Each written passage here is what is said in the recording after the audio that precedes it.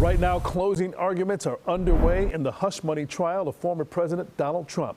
We heard a familiar refrain from Trump as he walked into court with 3 of his children, claiming the trial was rigged, complaining about the gag order, and calling it a dark day.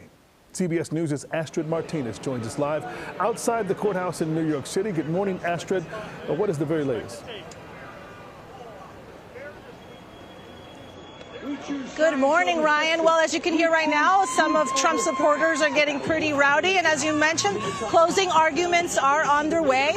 The defense has 2.5 hours to pitch their final arguments to the jurors. What they're going to do is try to convince them that Michael Cohen's testimony cannot be trusted. And then the prosecution's turn is up. They have 4.5 hours, and they're going to try to convince jurors and try to remind them of some of the important testimony, like that of Stormy Daniels and that of Michael Cohen's. But remember, they only need one juror to decide that Trump is not guilty for that conviction to be avoided.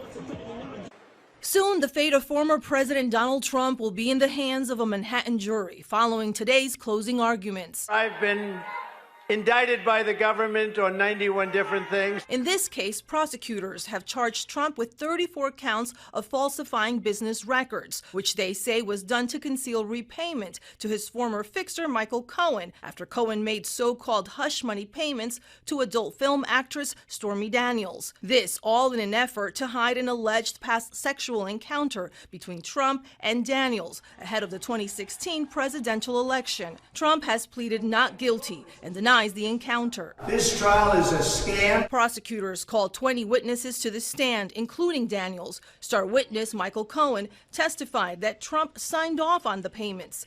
The defense poked at both witnesses' credibility and motives. This case really could go either way. Closing arguments could last all day. The judge is then expected to give the jury instructions as early as tomorrow. Then they'll begin deliberations. A recent CBS News poll shows that Americans are split along party lines over whether they believe Trump is guilty or not guilty.